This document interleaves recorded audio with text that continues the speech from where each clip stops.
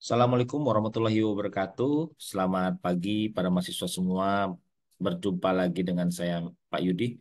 Baik, hari ini kita akan melanjutkan perkuliahan kita terkait materi interpersonal skills yang mana pekan kemarin sudah saya sampaikan terkait pengantar apa itu interpersonal skills. Tapi sebelum memulai saya ingin menyapa dulu apa kabar semuanya. Semoga dalam keadaan sehat walafiat. Baik, pada pertemuan kali ini, kita akan membahas tentang konsep lanjutan dari interpersonal skills yang tidak kalah penting, salah satunya adalah konsep percaya diri. Nah, nanti kita akan lihat seperti apa konsep percaya diri ini yang nanti para mahasiswa semua akan ada di akhir itu tugas mandiri ya, nanti akan saya sampaikan secara langsung ataupun nanti saya akan kirim melalui Google Classroom. Nah, sebelum mulai, kita lihat dulu seperti apa konsep percaya diri dalam perkuliahan interpersonal skills ini. Seyogyanya pengertian percaya diri adalah kondisi mental atau psikologis di mana individu dapat mengevaluasi keseluruhan dari dirinya sehingga memberi keyakinan kuat pada kemampuan dirinya untuk melakukan tindakan untuk mencapai tujuan dalam hidup. Pada dasarnya, orang yang memiliki percaya diri ini ya sangat eh, memiliki motivasi yang berlebih dibanding orang yang tidak atau kurang memiliki percaya diri. Pernah saya dengar di kalangan masyarakat kita ada yang berbicara seperti ini. Mendingan percaya diri dulu deh daripada mikir-mikir untuk tidak percaya diri. Artinya apa? Setiap orang itu sebetulnya terlahir sudah memiliki rasa percaya diri yang tinggi. Baik itu dalam segi berbicara di depan orang, baik itu dalam bertemu dengan orang, baik itu dalam mempresentasikan sesuatu di hadapan orang, dan lain sebagainya. Tetapi yang membedakan antara orang yang satu dengan yang lain adalah kemampuan dia dalam memanage emosional.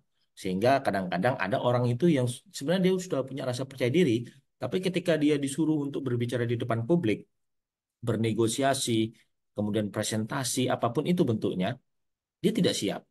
Karena rasa percaya diri tadi belum menebal, sehingga ada faktor-faktor lain yang nanti kita akan bahas juga, seperti itu ya. Nah, ini jenis-jenisnya. Percaya diri itu ada beberapa, salah satunya ada self-concept, kemudian ada juga self-esteem ya. Dan nanti kita lihat seperti apa konsep-konsepnya, dan ada juga self-efficacy dan self-confidence itu sendiri. Jadi ada empat, kepercayaan diri itu dibagi menjadi empat. Nanti tugas dari mahasiswa adalah setelah ini menjelaskan ya eh, apa perbedaan dari keempat kepercayaan diri ini. Nah, tadi kita lihat dulu, yang pertama ada self-concept. Intinya gimana kita bisa menyimpulkan diri kita secara keseluruhan. Kita ini seperti apa, plus minusnya apa. Nah, itu. Jadi, sehingga kita ketika berbicara dengan orang, kita bisa memetakan, kita bisa mapping, oh orang ini pas dengan saya, sehingga saya percaya diri untuk berbicara. Kemudian ada self esteem. Self esteem ini lebih simpelnya mungkin dalam bahasa Indonesia bisa dikatakan jati diri. Nah, jati diri ya kita bisa mengukur sejauh mana perasaan positif terhadap diri kita. Nah, ini penting juga ya. Dan kita juga bisa meyakini adanya sesuatu yang bernilai, bermartabat atau berharga dalam diri kita. Ini mirip dengan self concept, cuma bedanya adalah kalau self esteem dia lebih dalam lagi ya.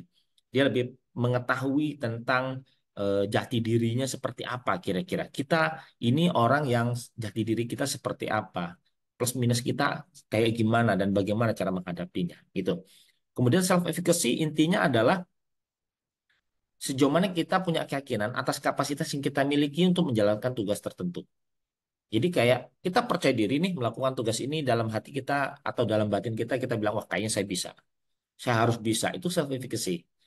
Mungkin dengan kata lain optimistik. Bisa kita katakan seperti itu. Dan yang terakhir adalah self-confidence. Ya, itu dalam bahasa Indonesia disebut percaya diri. Jadi sejauh mana keyakinan kita untuk merasakan adanya kepantasan untuk berhasil. Jadi kebanyakan orang percaya diri tapi dia tidak memiliki self efficacy, dia tidak memiliki self concept, dia tidak memiliki self esteem. Dia hanya memiliki self confident. Artinya ya keempat-empat poin ini harus ada sehingga kita bisa secara completely memang memiliki yang namanya self confidence atau kepercayaan diri.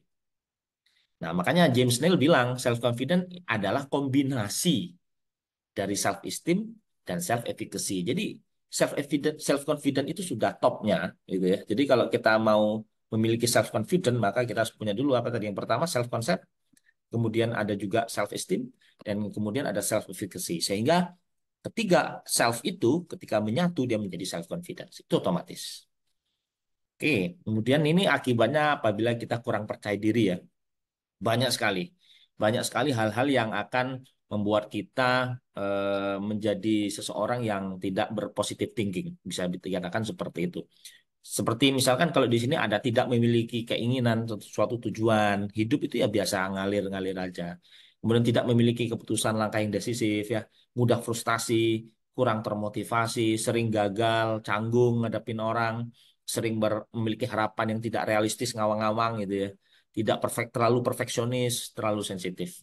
Nah, ini beberapa mungkin ada dari sifat-sifat ini yang melekat di diri kalian.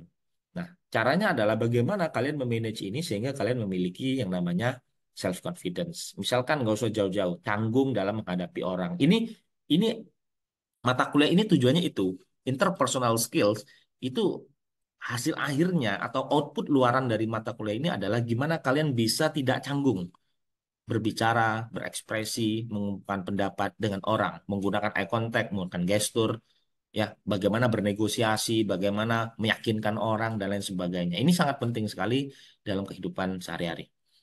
Oke, kita lanjut. Selanjutnya apa yang terjadi bila rasa percaya diri kita bagus? Nah, ini sebaliknya ya. Tidak tadi canggung berhadapan dengan orang, maka berlawanan. Kalau rasa confidence kita atau rasa percaya diri kita bagus ya, maka kita tidak canggung berhadapan dengan orang. Salah satunya memiliki perasaan positif terhadap diri.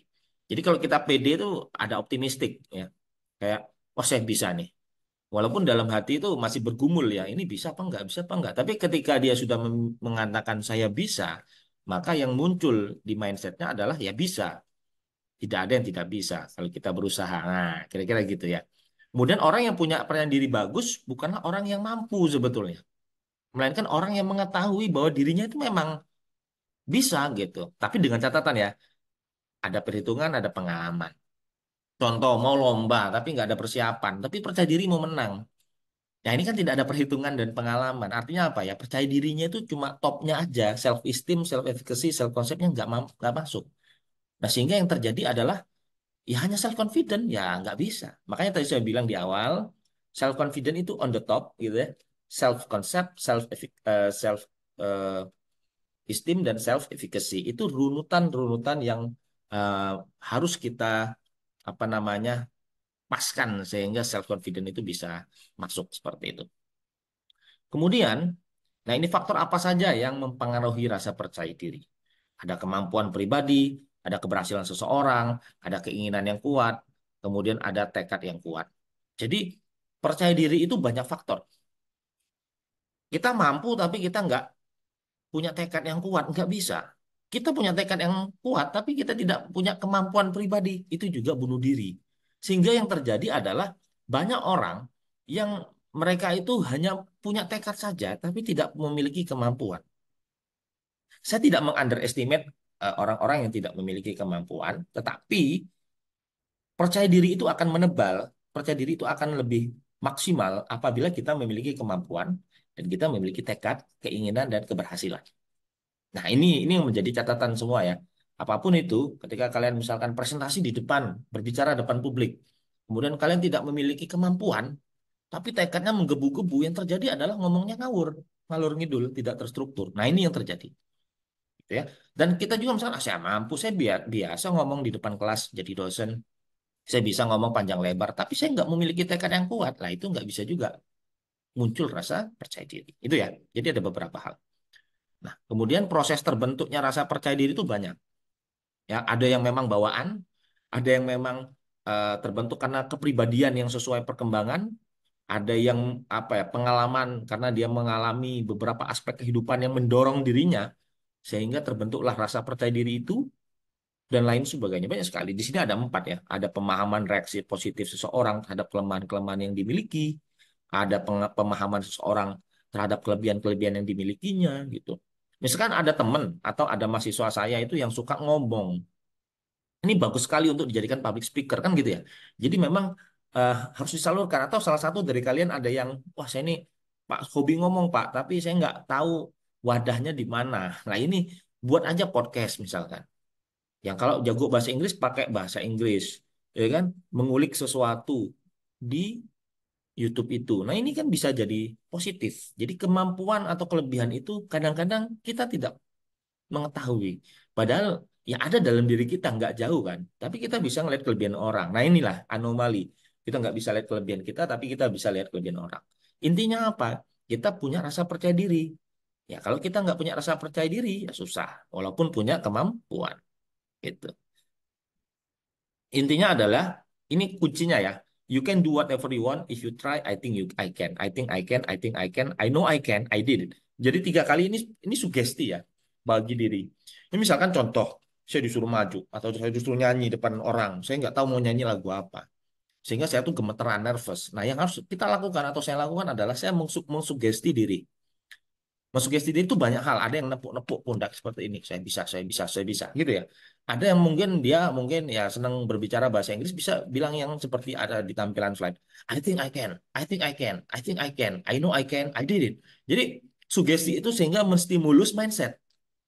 Mindset menstimulus energi. Dan kemudian muncullah rasa percaya diri. Tapi dengan catatan ya, tetap harus ada yang namanya kemampuan pribadi. Jadi kalau kita nggak bisa nyanyi, tekadnya bagus, disuruh nyanyi ya orang pada bubar ya. Jadi memang harus sinkron ya. Jadi harus ada kemampuan, harus ada tekad, harus ada kemauan tadi ya. Sehingga apa? Rasa percaya diri itu apa ya? Terkompilasi menjadi sebuah eh, kepercayaan diri yang seutuhnya. Nah, itu ya. Jadi nanti tinggal dipraktekkan perkuliahan kita karena sifatnya hibrid. Jadi saya ingin nanti setelah ini silakan cek Google Classroom-nya akan saya berikan semacam eh, insights, kemudian kalian silakan tuangkan pikiran kalian dalam Google Classroom tersebut sehingga nanti akan saya kasih penilaian.